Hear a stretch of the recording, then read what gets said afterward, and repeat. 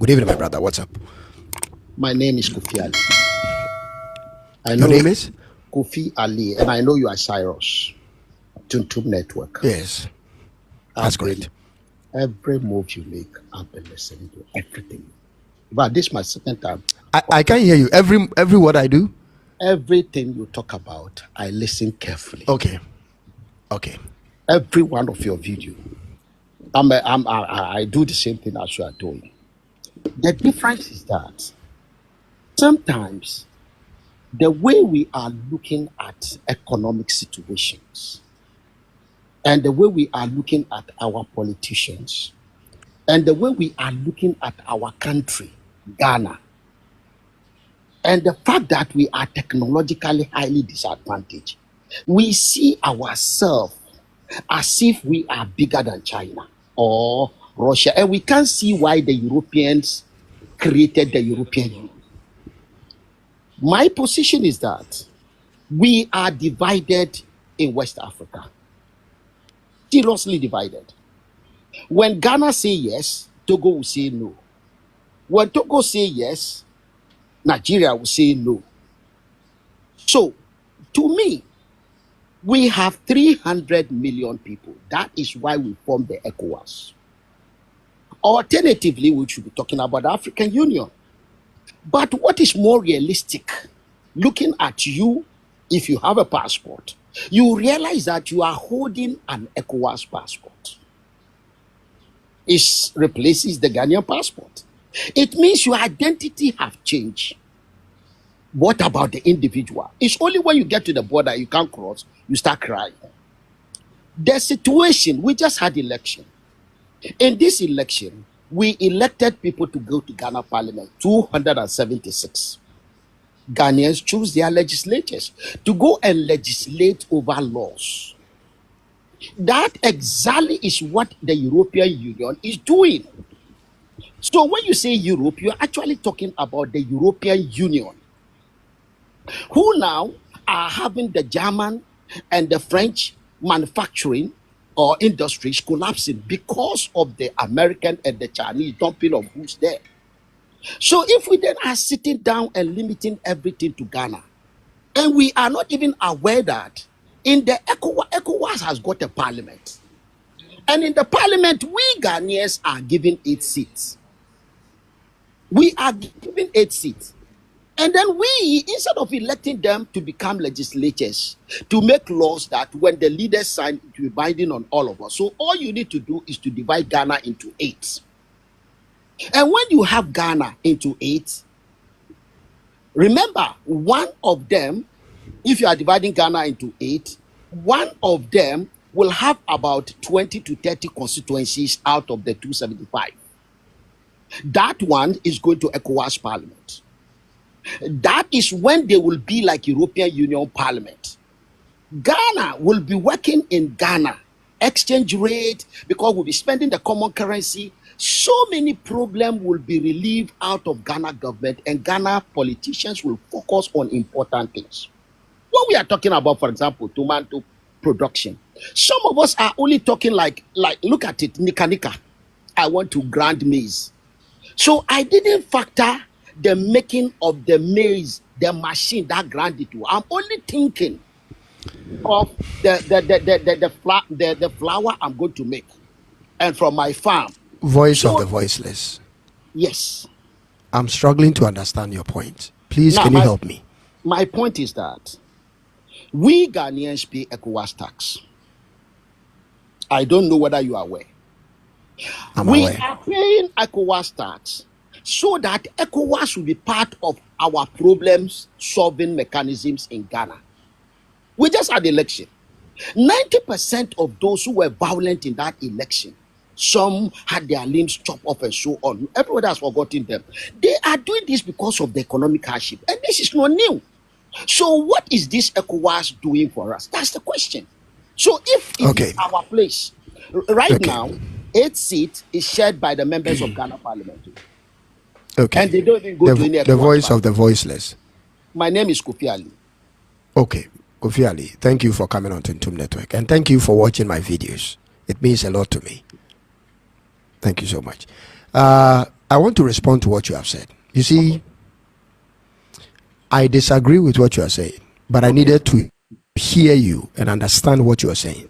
Okay. What I'm proposing here is not something new. There is a country in Southeast Asia called Singapore, and I know you know it.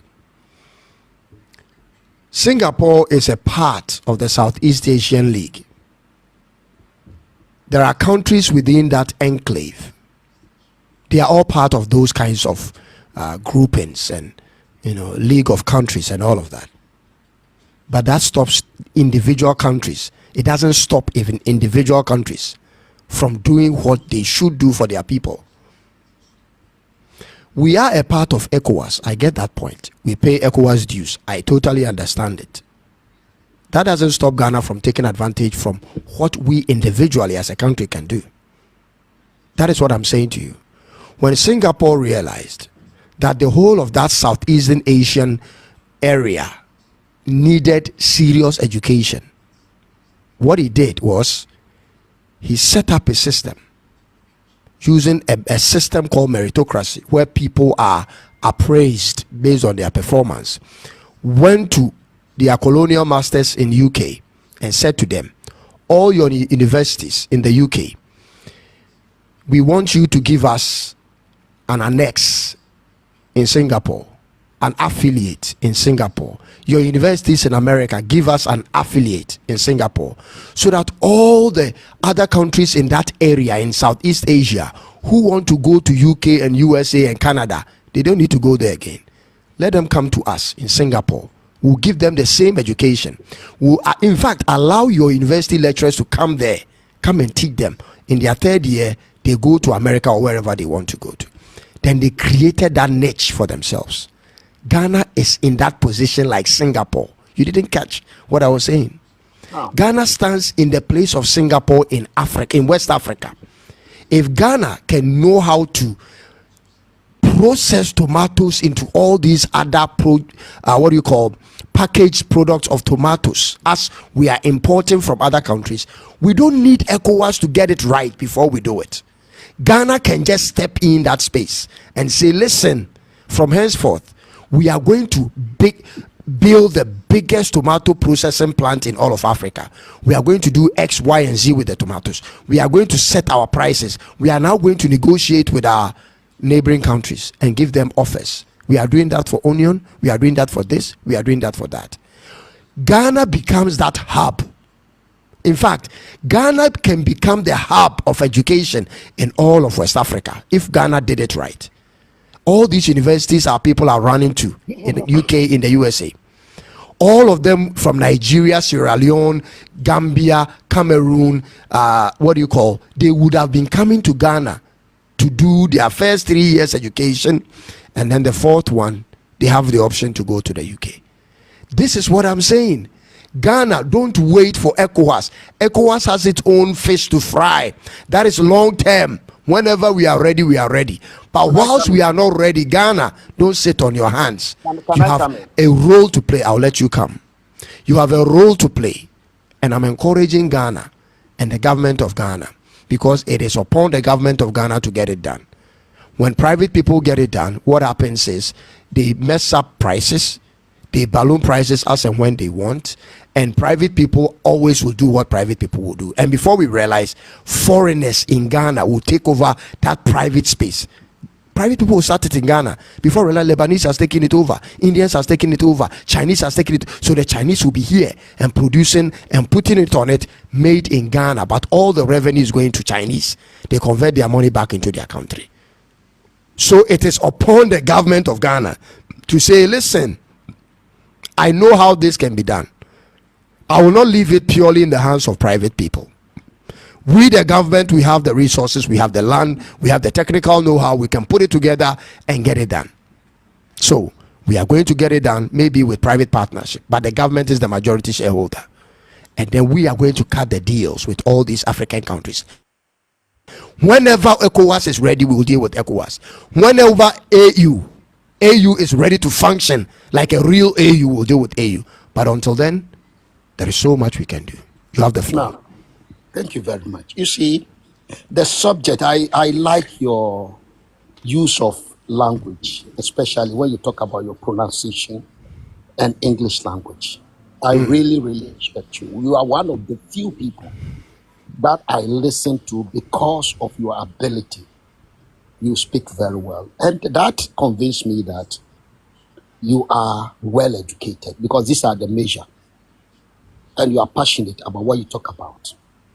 The subject you are talking about, I did it as part of developmental economy, second year, third, and fourth year in the university. I majored in economics, Asian tigers, Koreas, Japan, most of the Asian countries, how they got themselves to where they are today. After I was taught in the classroom, I then came out and took upon myself to put what have been taught into practice. In my analysis, I started having a problem with why South Korea is seriously advancing and North Korea has been shut down. Could this have something to do with the Chinese and the Russians and Europe and America? And now you have Japanese cars all over the world, and there's Korean cars all over, but there's no single Russian or what do you call it, North Korean car. So there is more to this discussion than the way we are looking at it. When you go to Asia, Asian countries are densely populated.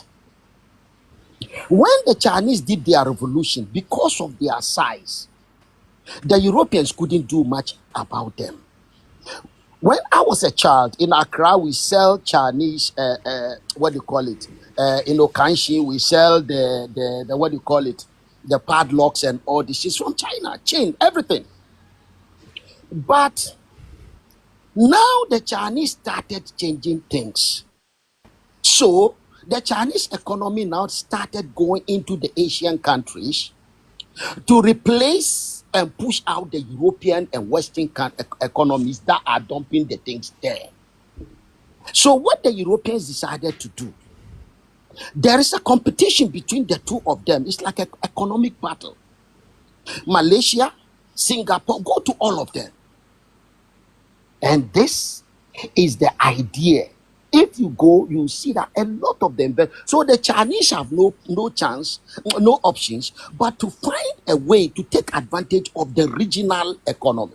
Why the Europeans, because of their distance, have to transfer some set of technology so that they can compare. The African continent didn't get that advantage. We are not a threat to anyone.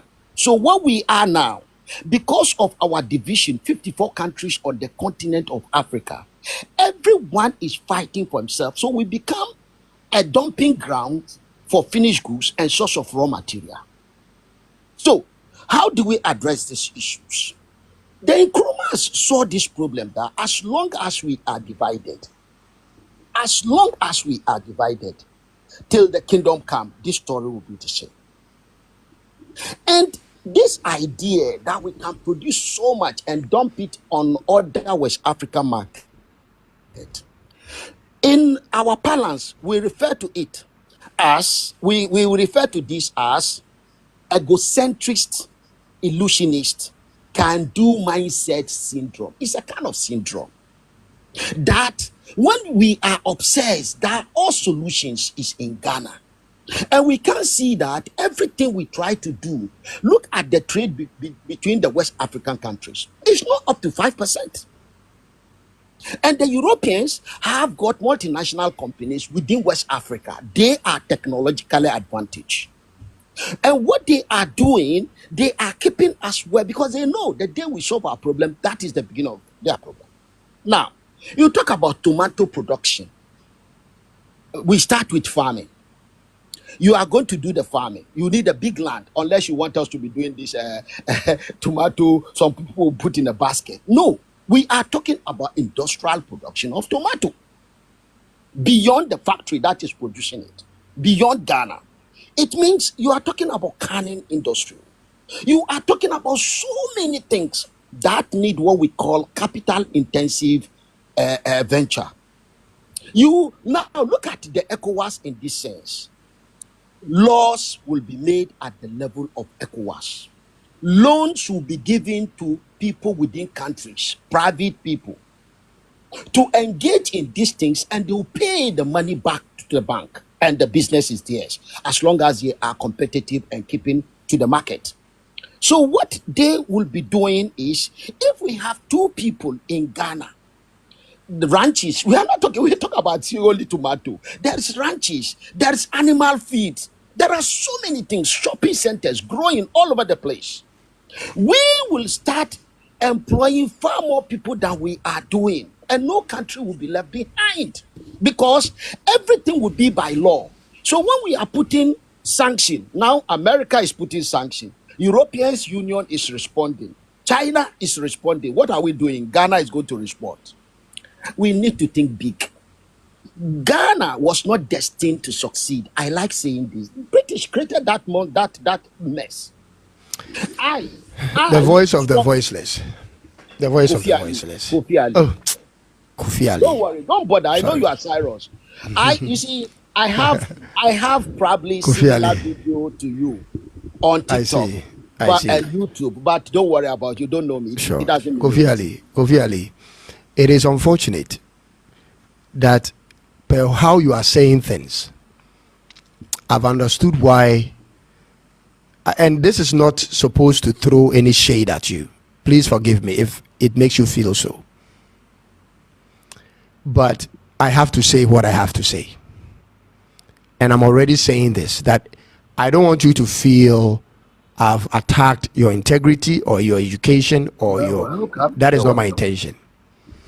But the way you have described the whole thing, it now gives me further understanding of why Ghana's problems seems unsolvable with the educated elites who are handling Ghana's economy. Because most of the educated elites in Ghana perceive things the way you perceive it, and that is why Ghana cannot solve its problem. But in order for Ghana to solve its problem, somebody will have to think outside of how the educated elites perceive things. When you look around Africa, countries that are making real moves, talking about Rwanda, talking about even our neighbor Burkina Faso, Mali, all these, Senegal, countries that are making real moves, it is no more based on the theory that is learned in school. What is happening is this: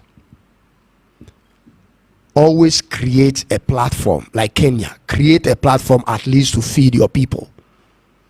Create a platform at least to feed your people, like what Burkina Faso leader is doing now. The tomato factory he has currently set up with $12 million. The idea is that Ghana is coming to buy, whether he's part of ECOWAS or not part of ECOWAS. The idea is Ghanaian buyers are coming. The idea is Mali women are coming. The idea is the moment you sit down and you say ECOWAS can put in a sanction, this can does this, the moment you start putting in all these reasons, you give yourself 99 reasons why something cannot be done, and you forget the one reason why something can be done. And all you need is that one reason why something can be done. Because in the world, every scholar, especially educated people, they will give you 99 reasons why something should be re-examined, should be re-looked at. We have to look at the numbers again. We have to be careful. They will give you the 99 reasons. But the world hasn't been moved by the 99 people with the 99 reasons. The people in the bracket of the 99, they haven't moved the world. The world has always been moved with people who have dared to look differently. And the people who have dared to look differently are the people who say, let's start this, even though we have all these restrictions. We can do also this and we can do also that. What is that? We can feed our people with this, we can feed our people with that. Now, when we start feeding our people with this and that, and the nearby countries hear that, oh, in Burkina Faso, a ton of tomato is 500 cedis. Why are we being sold 5,000? It's not the Burkina people that will bring it to us. The people in the nearby country will now have to come. They will come and look for us. That is where the world is happening. When Elon Musk started electric cars in Tesla, he had every reason to give up, because all the the petroleum companies were putting pressure on the guy. He is coming to take their bread away from them. Everyone said electric cars will not work until the thing started to work. There is nothing that is not, listen, Mr. Kofi Ali, there is nothing good that will come easy.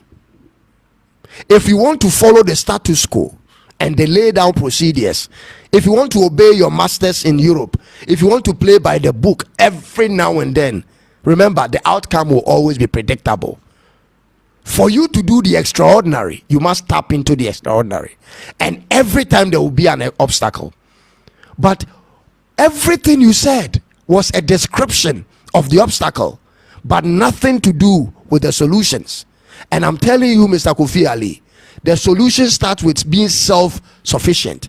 When you become self-sufficient, every other thing is possible.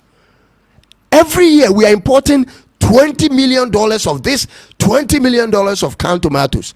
Let's now tackle them one by one. So we deal with tomato paste in the next 2 years, so that we cut the importation down to 10% or 15%, from 100 to 15%. We deal with onion, we deal with chicken, we cut it down for 50%, because internally we are growing. Forget about export for now. Let's cut what is within down. When we start cutting it down, there will be alternatives. But that has been my problem. Every time I meet people, when they start describing the problems with their thesis, all I hear is the gravity of the problem, how deep the problem is, how mismanaged the thing is, how impossible the thing can be done. But they never talk about the 1% of how others have done it. Mr. Kofi Ali, I hope the next statement you are going to make will be about solution and not a further explanation of the problem. Yes. It's sad, Mr. Cyrus. Very, very sad. Educated as you are, you have removed yourself from those who are educated, so that you I am not educated. I'm not educated. I am the least on this platform. We have people holding PhDs, masters. I don't have any of that. My brother, you don't need PhD to say for people. No, I'm talking about paper certificates. You don't qualifications. I was doing my masters at the point. So you are way ahead of me. That is what I'm trying to say. In terms of paperwork, I cannot compete you. Difference. The job President Akufo-Addo did, the same thing is Atamil did. The same thing is Mahamadou. So it has nothing to do with qualification. We are talking at a basic level. The constitution, to go to parliament, has certain basic level you need to, the threshold you need to meet. And you have acquired that. So we cannot call you an uneducated person. In fact, I was thinking like this at the point that I also did the same thing you are telling me, that those who are educated, the professors are the problem, because they have a way of going around. I've watched those things. But let me ask you, you mentioned Elon Musk. And you are talking about an American with 300 million people. You want to give me an impression that you don't know advantage of what we call economic of scale. When we say economic of scale, it means Tesco, Sainsbury's, right? They are just like the off-license in the corner. But Sainsbury's will be selling what they are selling, or Tesco or Asda, at a smaller margin. But they will sell a lot because of their size. While the off-license will sell very little, but then the margin will be high. And it's not always the case. It's not always the case. Okay, now. It is relative. I can break it down. It is relative because you have to look at the purchasing power of people. Even if the population is big, but they have very little purchasing power, like some places in India, it means nothing. They have big population, they can't buy. My brother, Number two. My hold brother, on, be patient. Be because you patient. are piling on things, and Oh, I wish I could see the end of what you want to let say. me make my case. You understand what I'm going to? I don't think you've read the history of the United States of America. Maybe you have not. America, what we call the United States, the 13 states that started, they were British colonies. When they had their independence, they understand the colonizer will never go, you come back. So they form a union. And the union became the United States of America going forward. And the reason why they formed the union is that they could see what they could do together than what they can do individually. So Elon Musk today is taking advantage of 300 plus million people of the United States of America, technologically advanced. Put that aside. The European countries have operated as small countries for a very long time. Boy, they realize the smaller size is not good for them. They are not competitive where China and India is coming. So there's advantage in size. Now look at businessmen in Ghana and businessmen in Nigeria. Just look at the two. Where do you find more of the Dangotes? It's in that Nigeria. Ghana is the second largest after 170 million people. Ghana has got just 30 million. So no country in West Africa has got any sizable economy. Now let me come back to you. You mentioned India. Do you know a car called Jaguar Land Rover? Jaguar Land Rover. It is by India. Do you know that Indians have now stopped the importation of goods from China and they are produced domestically? Do you know that the whole of West Africa, our pharmaceutical companies are by Indians? Are you aware Indians have got more billionaires than the whole of the African country? We don't even have 5. Name them. I So what think I'm I trying to think tell I you, think I think you have confused the whole thing. You talked about economies of scale, and I said yes, to you, and you mentioned economies. India, No. I didn't just mention India. I but you said to are you, no. Let me explain what I said. You didn't catch what I said. I said economies of scale and the purchasing power of the people is it must relate. For instance, yes, if you are producing so much because there is cheap labor and you have the technology to produce so much at a very cheap cost, but internally people are not capable of buying because their purchasing power is not there, it doesn't necessarily mean your economies of scale should be better than a smaller country, a relatively smaller country which has a higher purchasing power, because a country like America has just about 300 million people, but what they buy in a year is more than all of Africa's population, which is 1.4 billion dollars, 1.4 billion people buying in a year. So it's wow, not just the population, it goes with purchasing power.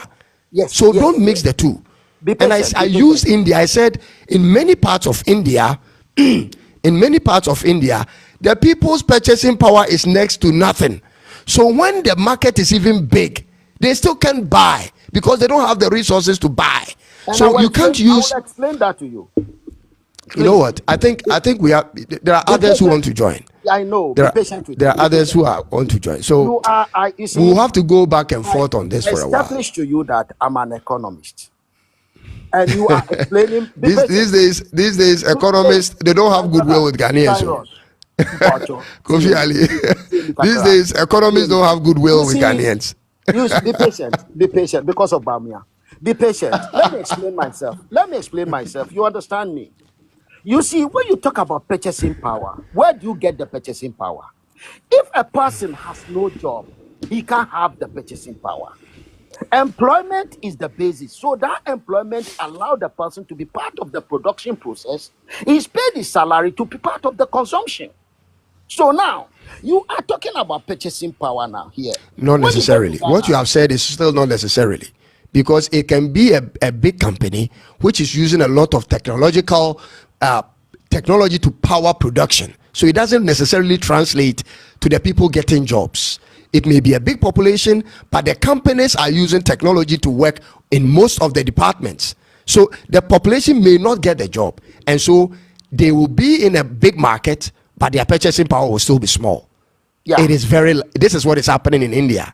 Because the company wants to be smart. They want to bring in a machine that can do what 50 people can do. So even though it's in a place where labor is cheap, they are still not even using that labor. So what I'm saying to you, we'll go back and forth for a while. That is you see, you are talking about our markets. We have people dumping goods on us.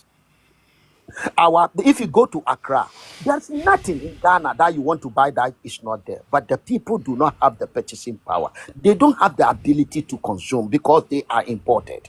And like you rightly said, machines can be used to give advantage to manufacturers. So when more of your manufacturers are foreigners and goods from outside, it means your local consumers are only consuming, but they are not part of production. And this is what you are explaining. Now, when we have industries across West Africa, we want to be competitive because we cannot sit down. We need to be competitive. It means we need to go into technological distance. You are talking about canning a tomato. Are you going to make the machine yourself or you are going to import it? So we are telling you, do you know that in Ghana, our electricity, as I talk to you, they are foreign owned. Foreigners produce electricity for us. We pay them in dollar. So the problem is complicated than the way you are looking at it. If you look at things in a small way, you will see it in a small way. The problem is complicated than the way you are. The problem is not complicated. No, the problem is not complicated. So you believe Ghana can solve it? There is nothing, absolutely nothing Ghana cannot solve in terms of Ghana's problems. Okay. Give me one problem that Ghana can solve. I'll solve it to you. Give me one. I'll solve it myself. Well, let me tell you one thing Ghana cannot solve. Tell me one problem. Ghana as it is now, right? The machine for making electricity, Ghana as it is, given foreign pressure and investors, Ghana can never solve that problem alone. No, I said give me one problem. You have not mentioned the problem. Just mention of production of electricity. Do you know when Ghana? Okay, thank you very much. Do you know when Ghana has been using hydroelectricity? Since Kwame Nkrumah. Yes. Since that time, Ghana has produced more engineers than any West African country with hydroelectricity. Ghana alone has produced more hydroelectric engineers, people who work with hydroelectricity, than any other African country in West Africa. We have how many rivers in Ghana? So many of them. We could have turned so many, at least 3 or 4 of them, at different spots with the technology that we have learned with Akosombo Dam. The technology which we have dealt with, not any strange technology that will confuse us. Let's put all of that aside. Just the hydro we learned from Akosombo, we could have dammed different places and used our people to generate it. Let me tell you what has happened in my small experiment. I went to do mining in a place. This is my personal experiment. I went to do mining in a place. I saw a river there. I told the chief in that community, Mr. Chief, this river the pressure is good enough. It can even be turned to you to do hydroelectricity. All I did to a young man there was open a YouTube channel to him and show him how this is common on YouTube, how you produce electricity from river. By the time we left there, at least the bulb, the small light around that area, because that part is very dark, the small boy could have dammed that small river with the pressure coming and put on the capacitor or whatever, I don't know the terminologies, and at least he had about 3 bulbs that were shining in that community. Everything is doable. We have had technical people at the Akosombo Dam since 1950 something or 1940 something, whenever that thing was done. Ghana has had technical people mining in Obuasi mining company since 110 years ago. We have the best engineers in mining in Africa. You tell me Ghana cannot solve the problem of mining. When you go online and companies are looking for diversification, bringing in foreign workers from Africa, Ghana is the number 1 on the list when Australians are looking for qualified people from Africa. In terms of mining engineering, Ghana is number one. You go to Sierra Leone, I've been there. The top people in their mines, you find Ghanaian young men there. In South Africa, you go to Gabon, you go to the Gambia, all over the place. They could have easily mined there.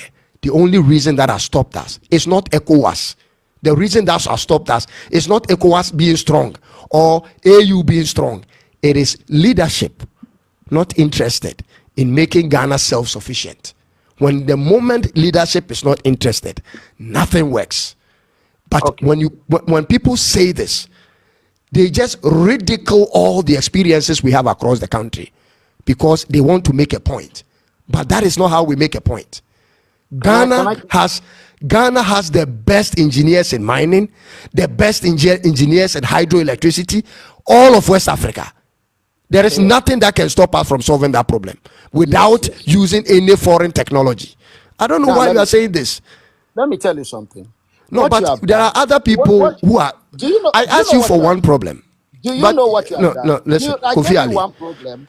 You Kofi Ali, didn't give if me the Kofi how Ali- Akosombo Dam was built. Kofi Ali, You Kofi were Ali. talking as if Kofi Ghanaians Ali, built- Kofi Ghanaians Ali. didn't build- Americans built Akosombo You Dam. don't Are need aware of Ghanaians that? to build Akosombo Dam. China didn't No. build anything. It was the Germans who taught the Chinese how to build. They went to Germany and acted like school children when already they were professors in China. Then they went. I lived in China for 5 years. China didn't So build you it. see China They the way learned you it see from the Ghana. Chinese, and You then they see start China building the way them you see themselves. Ghana, isn't it? No, I'm talking about the process, You not the are people. referring to listen. Kofi Our Ali, poverty. I think you our just want to condition- argue. No. I'm You not only arguing want with to you. You make. see, I'm going to let you have the floor. Finally, you see, there is the bird. The chicken is the bird. The vulture is the bird. The eagle is the bird. Chicken want to fly. Chicken is not flying. Please go and sit down and ask yourself, this bird want to fly. It's also a bird, but it's not flying. What is wrong with this kind of breed? And when you are able to do that and look at how others are solving similar problem, then you understand that Ghana cannot be an island in West Africa. So you thought with what is going on between ECOWAS and Burkina Faso, when they leave the ECOWAS, they will be making what do you call it, tomato, and be dumping it inside Ghana. ECOWAS will put sanction on that.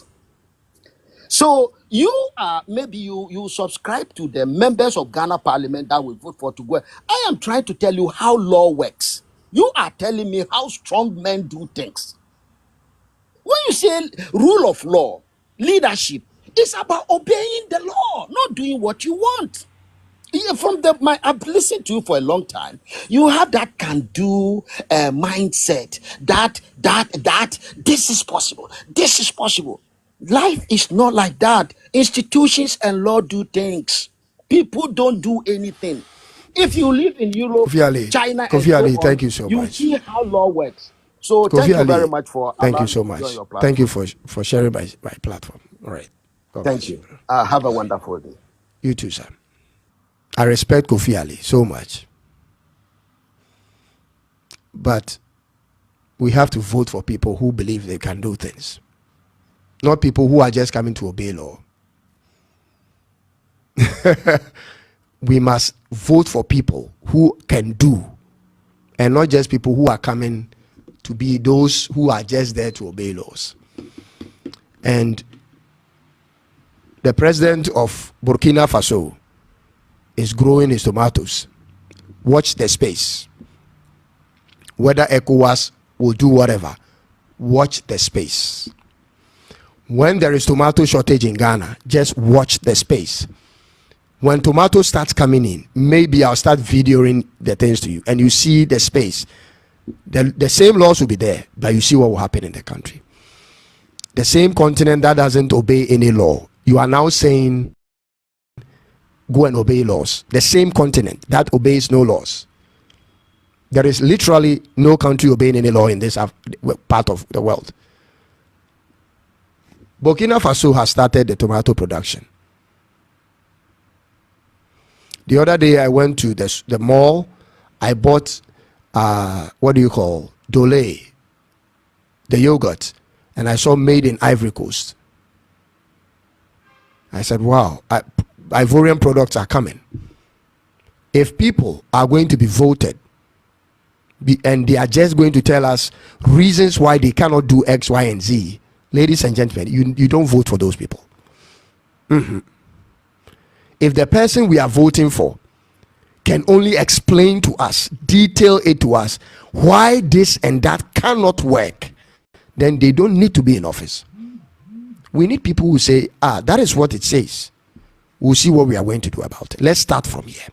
Let's start with being self-sufficient. Can we? Let's start being self-sufficient. When the trucks are coming from Burkina Faso, when they get to Amasaman, and they are coming in their numbers, and I'm sitting there those days when I used to live on that road, and I'm looking at the trucks coming in from Burkina Faso, I'm like, hey, so we are giving these people all these monies. They will start coming very soon. Our women are going to go there very soon. Before you realize, they are buying very, very soon. It is all negotiations. That is why I like a person like Trump. When people are saying, nah, this can't, no, he says, we are going to get it done. It's negotiation.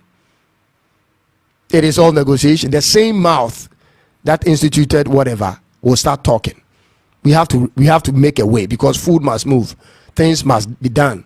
Ladies and gentlemen, I am not having a fake belief in Ghana. I don't have a fake belief in Ghana that can't do spirit in Ghana. No. I've seen it done elsewhere. And Ghana can do it because Ghana stands in that position.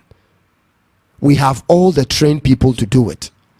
Whenever I have traveled to other countries and see Ghanaian technocrats handling high positions, I feel so proud.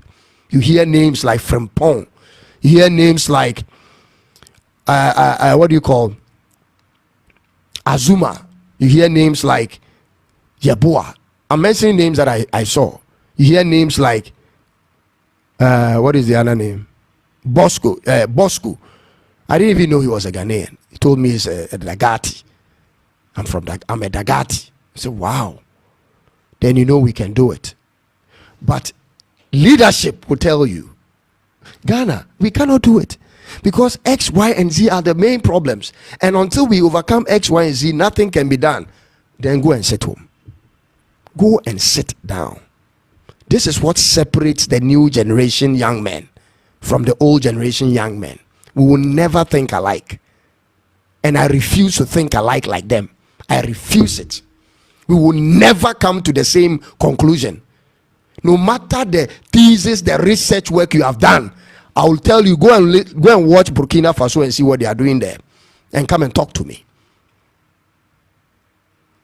Go and see what Paul Kagame is doing there. When all these European countries were trying to remove Paul Kagame from office, they want to remove him. Go and watch what he's doing there and come and talk to me. We will never share the same table because your set of beliefs is anchored on the fact that there are rules to obey. Hallelujah for you. Go and obey them. Go and obey them. This is what has brought us here. Nobody has dared to do something different. I like people who dare to do something different. When I was leaving Ghana to Malaysia, I was a young boy. I didn't tell my father, my mother. It was the day before I leave to Malaysia. Then I called my father, I called my mother, I called my siblings. I told them, they said, where are you going? Uko Kumasi, Uko He. I said, I'm leaving Ghana. I said, where? I said, I'm going to Malaysia. How? How are you going to go there? Where? When? Who? Who?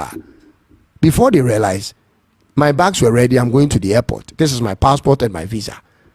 They couldn't fathom this. This is how the country is. They have made it so hard for even people to believe something can be done. But we are not buying it. We don't want to play with that. That is why when a new guy like Nana Kwame came on the scene, he started attracting people like me. Because everybody was singing the same song. The guy said, no, we can get it done. Nana Kwame, he came on the scene and he was saying something new. And I'm like, yeah, this is my kind of guy. This is my kind of guy. We have 99 reasons why nothing can change. But this other guy says, oh no, the thing can be done. No, I will go with that guy. Nah. Ladies and gentlemen, this is not the first time I've had this discussion with, people who are higher than me. I had a similar discussion back and forth with another big man. He told me, Cyrus, your mindset, the way you have programmed your mind, you think, and I said, big man, your mindset too, the way you have programmed your mind. If we give Ghana to you, and when I said it to him, he felt like I was attacking him. That is why I had to tell Mr. Kofi that, Senior, I'm not attacking you. But I told him, like, this big man, the way you have also addressed the issue, if we give Ghana to you for even 50 years, nothing will change. If we give Ghana to you for 50 years, you come back and tell us A, B, C reasons are the reasons you couldn't do nothing. And you give us very good reasons. But who cares about good reasons? Who cares about good reasons? When China closed their doors for 20 years and was taking care of internal matters, who cared about good reasons? Today, the Chinese people are dancing. They are happy.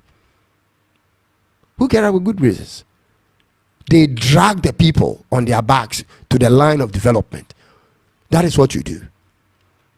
The world was calling it child labor. The world was calling it forced labor. The world was calling it all manner of names. Now you go to China, you see all these Europeans traveling there. The same people who call them names are traveling there and touring the country, taking pictures, videos, seeing all the technological advancement in the country. Ladies and gentlemen, put aside all of that, the theories, the thesis, the research. Let's get to work. Let's at least feed ourselves. Stop giving us 99 reasons why things cannot be done. We want to just hear the one reason. Let's start with the one and see what happens. After all, we have always walked, applied the 99 reasons. So what did we get? Like a Chinese man I work with told me. He said, when a man pushes you and keeps pushing you to the edge of a cliff, no matter how small you are, the Chinese man taught me this. Liu Feng taught me this. He said, when a man pushes you to the edge of a cliff, no matter how small you are, you must stand and fight, or else he will easily push you down the alley and you fall into the ditch and you die without putting up a fight. Every time you listen to our big men, they have no fight in them. There is no dog in them. There is no dog in them. They are just coming to follow the queue. There is no dog in them. That is why Ghana is not changing. You need to stir up the dog in you. We are not all born the same. That is why Nkrumah will come from America and come and see a UGCC and look at all the elements in it and say, forget about these people. I'm going to start it. The same people would have told Nkrumah, it cannot be done. That is not how we do it. Nkrumah will look at them and say, forget about yourselves. I'm going to get it done. And those people were holding very good positions. But you don't have, it's not 1,000 Nkrumah. It is 1 out of 1 million people. And normally when the 1 out of the 1 million person is talking, the rest of the people think, this guy, man, especially those who are high up there, what does he think he knows? Until the person is given the role to play. Until the person is given the role to play. And Nkrumah didn't come all the way to Ghana to come and follow the line. He didn't come to Ghana to come and follow the line. To come and follow the queue and wait to when the Europeans are ready to leave and hand over power to them. No. He said self-government now.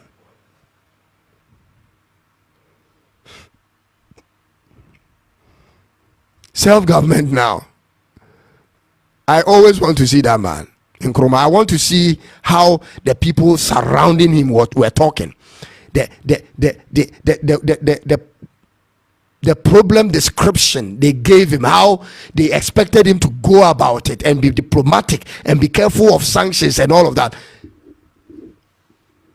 Because of Ghana, For those who don't know, because of what Nkrumah did, the rest of Africa had the effrontery, the zeal to now say, look, our brother has gotten independence.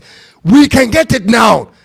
Just the moment Nkrumah secured independence for Ghana, the thing triggered like wildfire. Now everybody was sprouting out. Everybody was coming out. Boom, boom. Independence became the new thing. Everybody was getting it. But before he came, why wasn't they getting it? Before Nkrumah showed up, why wasn't Senegal, Gambia, Nigeria, Guinea, all of those countries, why were they not getting independence? They needed him to come and stir up the pot. After stirring up the pot, everybody realized, no, the thing is doable. Nkrumah has shown us the way. So you look at all the flags in West Africa, majority of these flags, it is all red, yellow, and green, because they believed in what Nkrumah started. Red, yellow, and green. Everybody was going after Nkrumah's line. Red, yellow, and green. Red, yellow, and green. Yeah. We need pace setters. So we don't need people who are going to explain the problem to us. That time is gone. That is for classroom work. The Baumia will come and break the whole thing. Baumia, I'm talking about black Africa. Egypt is not black. Egypt is, Mediterranean sort of. Partially Mediterranean. Baumia level kind of people, they will come and demonstrate all the magic on the board. Give the economy to them. Baumia will run away. Baumia will start talking about digitalization. After talking about economy, you give the thing to him, then you realize the only thing the guy really knew was a classroom lecture. That was all. When he started handling the economy, just as Mike Tyson said, it is when he got punched in the mouth, then he realized, oh, this is the real deal. Now, what tenacities do I have in me to handle these things? The dollar just started rising from 4, 6 to 17, 18. The guy was just looking. The thing was just going. If we have a government who wants to shut down how the dollar is going up, there are places to target. When he targets them, easy work. They don't have the will. But I don't want someone telling me, Cyrus, you cannot just come and solve the problem of dollar CD problem. You wait. One day we'll have that kind of leadership where problems can be solved. Ladies and gentlemen, I have to bring the show to an end.